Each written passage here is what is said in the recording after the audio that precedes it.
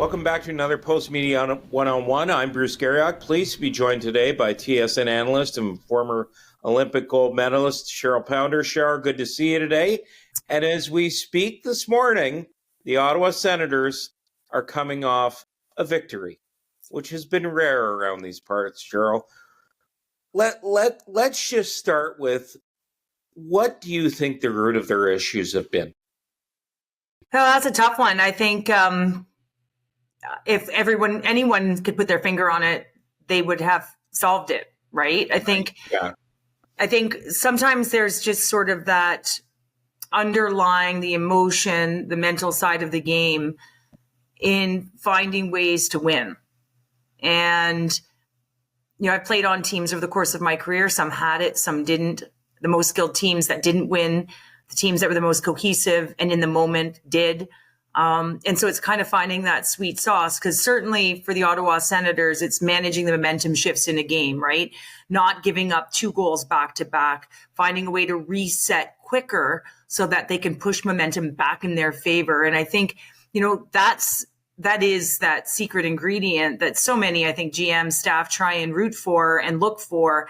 And as a coach, when you look down your bench and you're not sure who to put out there to turn the tide, that's kind of where you start to question potentially the group. But for this particular group, I mean, there's been a lot of close games. There's been games where you've been like, this is the team that we were expecting, much like last night in the first, the first few minutes of that game. They looked engaged against Calgary, Cheryl. They looked dialed in. They looked like they didn't look on Saturday night against Vancouver. Well, and I don't think that you're ever, as an athlete in an 82-game schedule and you're traveling, that you can bring your A game all the time. Right. And, I remember Kenzie Lalonde talking about it, just finding a game that gets it done when you don't have it. Yeah. I know I equated a lot to a batting lineup, Bruce, and I know it sounds kind of funny, but when you're in rhythm, you get bases on, runners on, you do what you got to do, you sacrifice, you might have to bring someone around. And then, you got your cleanup hitters, and, you can get around to the heart of the order. The heart of the order needs to finish it off. And, I feel like that, you want that momentum. You need that rhythm within a team. But yesterday they had that urgency. And I really believe physical engagement is something that is critical to start a game, especially if you don't feel like you have your legs, you're on the road, finding ways to close quickly, physically engage, because there's a natural connection between your brain, the physical element in your brain. So I think they were up in hits last night as well across the board. So that just shows you right there that they were a little more urgent. They had a little more spice. They were playing a little bit more on their toes right from puck drop. They've got a really, really tough road ahead here. They wrap up that homestand, Cheryl. The World Junior Championships are in, I believe you're going to be in town for. I'm going to be there. You're going to have to scoot over in the booth there, Bruce. Yeah. but because you're going to be in town for that long, the Ottawa Senators will be out of town. I know. And they'll play 14 of their next 19 games on the road. They needed that win more than anything last night. They head to California for 3 games here just to kind of reset their confidence, aren't they? Because they've been taking it pretty hard here, Cheryl. People see this as the same old, what. Yeah, and it's tough when you've got a very invigorated, passionate fan base. I always say small and mighty, right? And you want what you want for your team, and you can see the potential. And when the potential doesn't translate to outcome or result, it's frustrating. It's frustrating for the fan base who's been waiting for, a very long time to see some meaningful hockey in the playoffs. You've got the pieces. They feel they've got the pieces. And then, it's a flat November. And so it does feel deja vu. I know I've spoken about that. And the only ones who can really right that ship is the group in the room. And finding a way to be there in the right moment. And you're not always going to have it, as I said, Bruce, but I think it does start with one. And I've always been a firm believer of impact. And I know I've said it a million times that impact is cascading, but it can take one play, one play, game management, one win, to really just find a confidence. And if you go back to the beginning of the season, there were games that you felt that they should have won, and should haves, would haves, could haves. I mean, that's they don't get it done. Okay. They don't get it done. Underlying metrics, if they don't equal outcome and result, then they don't get it done. So please stop with, they're 5-on-5 metrics. You're kind of, anyway, I think I know where you're going. So you go ahead. Sorry. No, I think so. But if you do wind up in those games, so your record is above 500 and you feel like you're playing with house money, I think for this particular group who hasn't won, you're playing with a different psyche from the get-go versus chasing. Sticks can tighten up. I think you can overtry at times. Not that this is what they're doing, but you can overtry, which means you typically would go back to your habits. So there's a lot of sort of the mental fortitude. They always say the difference between the good and the great is between the ears. And so it's just managing that and finding ways to have killer instinct. But in order to find it, we'd have to define it and what that means. So I think that's the big thing, is who can put the foot on the gas pedal, on the jugular, if you will, when the time comes. And there's players that can do that. And there's players that are learning to do that. And then there's players, I don't know if they'll ever be able to do it. So, and that's from grassroots hockey, right up. So, it's interesting. It makes the puzzle pieces and the glue pieces, really be analyzed. One of the things I've my buddies in my group chat are always like after me. And one of the things I wonder about this team, Cheryl, is your core is made up of basically 7 or 8 guys. It's made up of Brady Tkachuk, Drake Batherson, Josh Norris, Thomas Chabot, Jake Sanderson, Shane Pinto, Ridley Gregg. Okay, and I don't include older players in the core. Thomas Chabot isn't young anymore. He's 28 years old, I think, or M8 anyway. Years all run by me, sure. Anyway, all that to say, though, Cheryl, and you might be the wrong person to ask, these guys have never won. Yeah. They have to learn how to win. Yeah, absolutely. I think you get a taste of winning. You've had a lot of success, so I don't think you ever had to learn how to win. I did lose once. I'm just kidding. I remember, man. I remember it. Never gave up a goal. Never gave up a goal. Yeah. In 2005. Picture this. I always say it should be the final question on Who Wants to Be a Millionaire. Never gave up a goal in a final game at a world championship and lost. Yeah. So we never gave up a goal, and our coaches felt we played too safe. And I'm sitting here going, I can't be any better. Not I, but from a defensive standpoint, you can't be any better when you lose in a shootout after 20 minutes of overtime in a world championship where you've never given up a goal. And they felt we were too safe, that we had to change our mindset a little bit. And what I mean by this, Bruce, is there's always two sides to everything, right? Your greatest traits, there's the offsetting side of it. So as an example, you can be really courageous, but then you take too much risk, right? Yeah. You can be very high in drive, but then maybe you don't see everyone else because you're just so driven. There's, you can be very passionate and emotional, but sometimes, that takes you off of the line so that you've lost control. So your characteristics that get you to your highest level are also your crutch and can be your crutch. Yeah. And so they were looking at this okay, well, we lost, so we have to look at it. And I think that's the toughest part for, management, GMs is being bold, not being afraid to change while you're winning and while you're losing. Because I remember a sports psychologist had once said to me to give me a great quote, which I always go back to. And he's like, excellence is abnormal. And I think what we forget is one team is going to win the Stanley Cup here. Yeah, right? Yeah. One.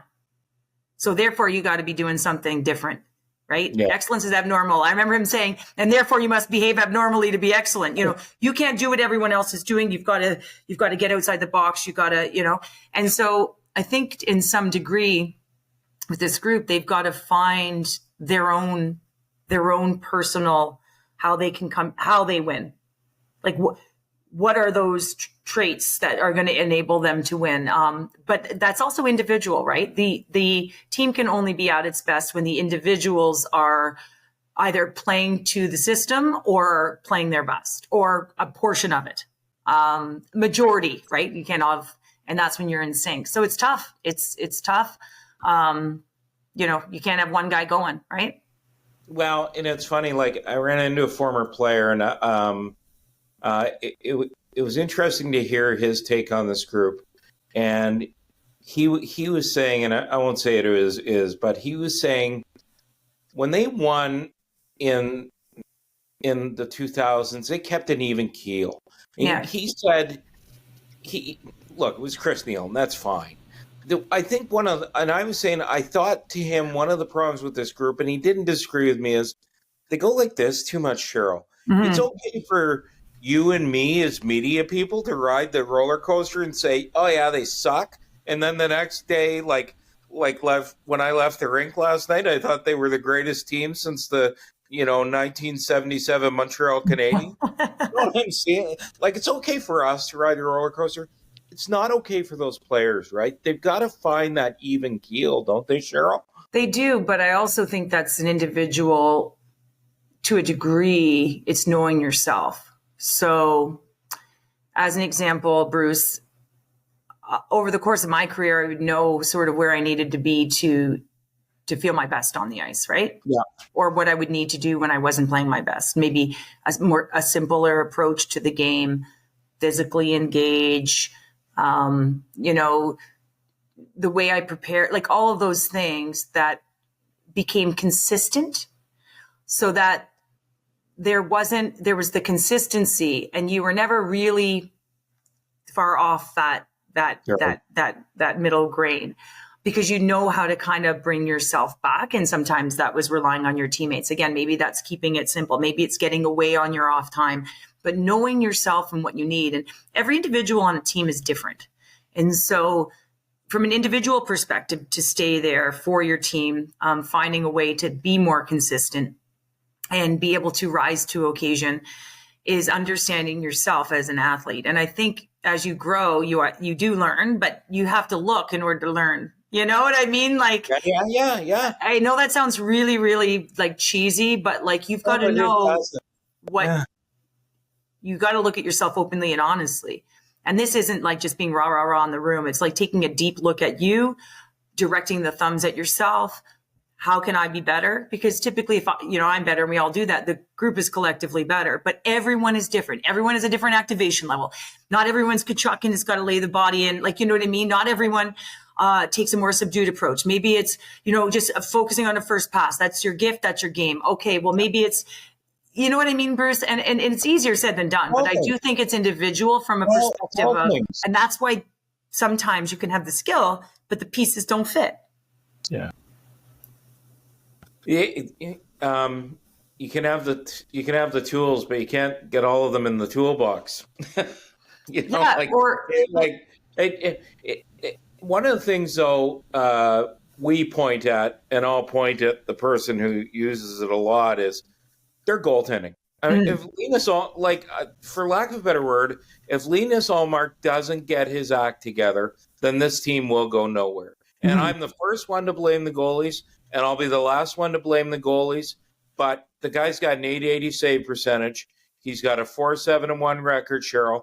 This is not what they signed up for. No, it's not. But this is the team you got, and then outscore it. Find ways to, I think there's learning. Listen, Bruce, I'm not making excuses for goaltending, but it has been sort of the blemish of the past, right? Yeah. It's been a fairly consistent measure with this group.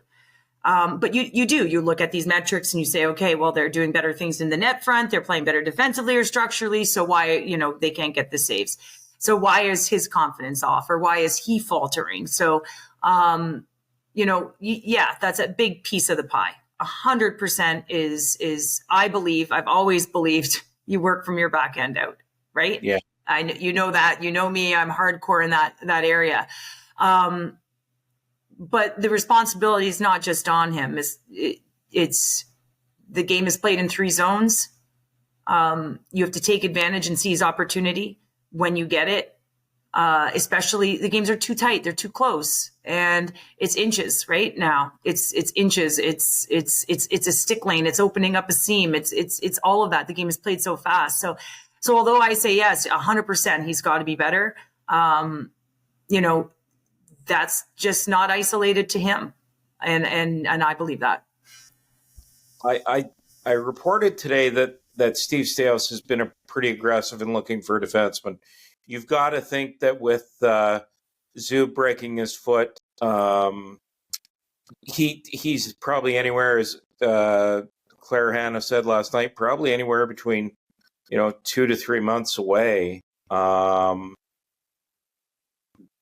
were already looking for defense. Number one, how aggressive should they be in getting a defenseman? And number two, would you move Josh Norris in that deal? And I'm not going to say give up Josh Norris, because I think they'd be happy to shed themselves of that contract because of his lack of durability and nothing more. There's a lot there to unpack. I know. I mean, from the defensive perspective, I absolutely think you need to go deeper for a D, for sure. The one thing that you're not going to ever go wrong with is defensive depth. And without Zub in the lineup, you're compromising your top four, which then pushes it's trickle down, right? And then with the next guy up, what if, you saw Shabbat leave right last night? What happens if someone else goes down? Yeah. And I think that's that's also, you've got to look at that. And so you want to make sure that the depth is there. So I think they've got to be actively engaging in finding another D-man. I think you'd be calculated though. I think the biggest thing is finding what you believe is the right fit. And that's not always out there and it's not always available. Moving pieces of the core. I said at the beginning of the season that this is a group that I do believe, and I had them, I've chosen them to get the wild card. And I was wrong last year. I was. And we get grilled up there on the panel sometimes, from within when the cameras are turned off. But I did it again this year because I do believe in process. But at some point, if it doesn't translate, then you've got to be bold. You've got to be willing to make a change. And it's not that, okay, this one individual, it's on him. It's about, okay, what could we bring in? What could we supplement this lineup? Are we looking for a glue piece? You've got to try things. You've got to explore to engage. And I think that, the lens in which you approach it has to change when it's not working. I think the lens has to look at it and change while you're winning. Like I think in order to win, you got to continually change. And, we often wait till we're in the depths to make change. Right. So I think it's, I'd be open to moving a piece of the core, certainly. Especially when I'm a firm believer in, listen, your exit, how you play defense leads to possession in your zone, leads to your exit, which is your first line of offense. So to me, yes, I'm opening to moving a piece of the core. And I too am with you. I think one of the things that it is there, as we sit here, it's American Thanksgiving, and we all know what American Thanksgiving means in the NHL schedule. If you're not in, you're usually not going to get in. The Senators are 9-11-1 after 21 games. This is a yay or nay. This is a yay or nay, and I'm a nay. Will they make the playoffs? And I don't think so because, Cheryl, I just think they've let too much slip away. And you can't, they're going on the road, 14-19 on the road where they have a 3-6-0 record with a goalie who's showing no signs of getting his head where it needs to be at. Bruce, I just feel like I need to pull out a bow tie here. If you had one, you could choke me with it, right? I'm an optimist because I think, records are meant to be broken. I don't believe in the impossible to some degree, and I don't think this is impossible by any stretch of the imagination. It's the not. analyst in me would say no, but the athlete in me says, why not? So, because records on they got to sweep California. That would be a good start. It's one game though, Bruce, and the old adage. It's cheesy. It's so cheesy to say like the one game, the whatever. But this is a group when they get on point. Yeah. Right. If there is a catalyst, if the last game was a catalyst. Yep. And they can string a few together, I think you start to see the real skill set of this group and the capability and the potential where they will, in order to make the playoffs, without a doubt, any team, they have to find a way to win a game they shouldn't win, to win the games they should win. And that's the adversity piece. That is, you get scored on and you come back with one hell of a shift. You lay the body on, and a minute and a half later, you score. It's having me sitting up on a panel, and they're up 2-0 at the end of the third, and not holding on to my thought for dear life, going, oh, are they going to hold on? Like, you want to know that they're going to hold on. Yeah. And so I feel like a lot of variables there. That's what I'm saying. Like, so. Yeah. Right. But that belief, there's doubt because you follow what you've done. So they have to change that course. They've got to win a few tight ones. They've got to hold on to a lead like they did last night, barely, but they held on to it. Right. These things are reminders if you've been there, so that when the next game and, you're holding a 1-goal lead at the end of the game, you got through it. Those are the things that have to happen for this group in order their recall is we've been here, we've done it. Not, we've been here and we blew it. So that to me is the critical piece in this next window. And look at it in 2-game stretches, not 5-game stretches, because you can't lose more than, 2 in a row. You got to go on a 2-game win, but then you can't be losing 2 plus 3. Your stringing of togethers is critical. So the athlete in me says it can be done. The analyst is saying probably not. Yeah. And so, but the athletes are the ones that are going to determine that. Yeah, they'll decide it. I think I'd be remiss, Cheryl, if I had you on and I didn't ask you about the PWHL season. Ottawa opens this week in Montreal. And the excitement that league built last year, and they're going into more NHL arenas this year, and they've been. I think most of the games have well received. They're not sold out, Cheryl. They're close to sold out. But I should ask you what you think of the chances for PWHL Ottawa this year. Well, they looked pretty good last year, right till the end, didn't they, Bruce? And I do think that they're a better team this year. I think that they would have learned, hopefully, from the first year. What I mean by that is also the coaching staff. I think in the inaugural season of PWHL, and this is the same for everyone, so it wasn't restricted to Ottawa, but you have a blank piece of paper at the beginning, right? And your GM and your coach puts together a roster with a full team of new people, new players, So you want to talk about figuring out who works, puzzles, power play, specialty teams, all of that. In that you realize, wow, these players work together. These players don't work together. We're not heavy enough. We're not this enough. I don't know about our power play, what our set is. And so I think that there was a lot of trial and error in year number 1. And I think that Ottawa, and I agree with their decisions in terms of getting heavier on the back end, harder to play against physically. I was saying earlier today that Savalainen to me is a great add on the back end. She's a big frame. She moves well. She's got a great stick. She's got good leverage. She can shut down a cycle. She can take away into the net front and manage a game. She's played at the highest level. And then you've got Serdachny, who plays the PWHL game at the moment, which I believe is sort of more of a north-south linear because it's like a fight to get to the paint. And she's got that power forward build, but yet in the way she shields and can get her shot off, but she's also got finesse. So I think she's going to add depth. You lost Daryl Watts, but I think she's going to add not only size up front, but also the ability to shield and control on the outside, but then she can get to the inside. So I think you guys are going to be real happy with the additions because they've addressed sort of the back and the front.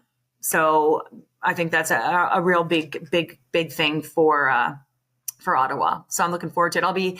I'll be out there. I'm going to be at the CTC, the 6th. It's the 6th. Yeah. I think what's impressive is people thought about the PWHL is I kind of think people maybe thought last year was a novelty, but just judging by the reaction this year, it's not a novelty. It's like people like it, right, Cheryl? That must warm your heart a little too. Yeah, I mean, you had that opportunity when you were a kid. No, and I know I've said numerous times that the Olympics, I don't know what it was, but I was just going to the Olympics. Like I turned to my grandma when I was 8 and I was like, I'm going to the Olympics. And women's hockey wasn't in the Olympics, but I just figured I just had this, I don't know. Yeah. I was like, I'm going to play hockey in the Olympics and I know it's going to be there. I never felt that way about professional hockey. And so when it actually happened, I was really emotional. I've coached in the women's game for, decade plus. And so I've been privy to all of the young athletes that have come through and knowing now that they have an opportunity to play best on best. But more than that, to me, is the resources available to reach your potential in your prime and to lengthen your career. So you're not leaving when you're coming out of college. You have that opportunity to continue to play the game you love.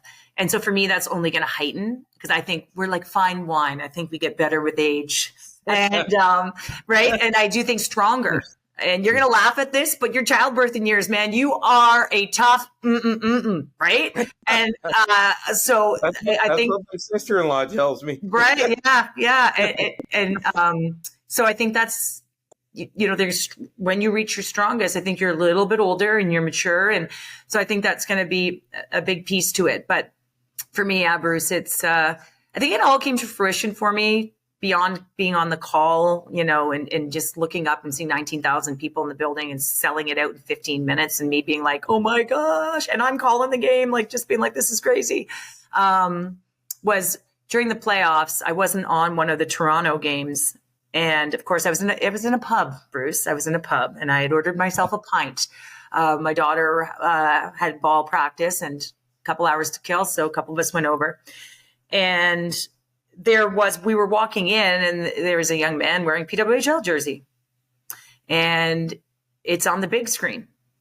And I'm thinking to myself, wow, holy, right? Like, and that's when, because it's not in my space, right? That's not in my space. In my space, it's natural for me to come home and my girls have the game on, or it's natural for me to walk into the rink where I'm coaching and then be talking about, Toronto or Ottawa, PWHL Ottawa, or what have you, or it's Natalie Spooner or their favorite athlete. But then outside of that, what you feel is a pretty small group in my space, to walk out to a pub and be like, and then having the manager, I guess, recognize that, I'd called the games and what's going on with Spooner? Like, is her, is it really her knee? And I'm thinking to myself, yes. So that's when I kind of really turned my head and was like, O-Dog's talking to me about it on the panel. Dregs is talking to me about it in the new rules.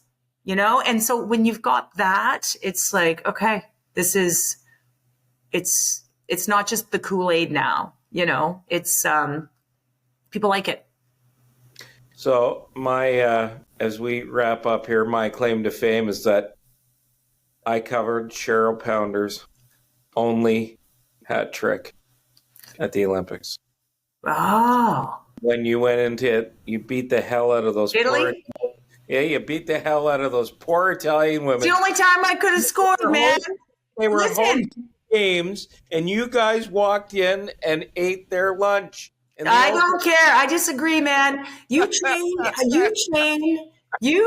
your butt off. Okay. Did anyone ever turn to Hey, Brucey? Did anyone ever turn to Tiger Woods when he was winning the British Open by, I don't know, 15, 16 strokes, say, hey, buddy, just tone it down a little, would you? Do you mind? I know you've worked so hard all your life to be in this moment, but do you mind skating by the net? You know? And so I always say, listen, everything was about getting ready. And you know what's worse, honestly, and I will say this.